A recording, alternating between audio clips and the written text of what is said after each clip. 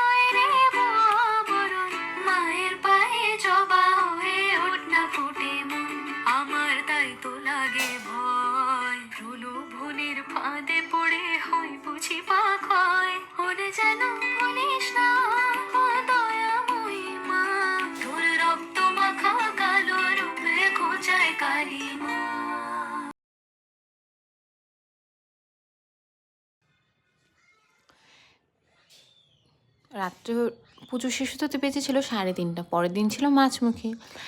2024-এর এটাই হচ্ছে গিয়ে লাস্ট ব্লগ। আশা করি সবাই তোমরা 2025-এ খুব ভালো কাটাবে বছরটা। Tata, bye bye.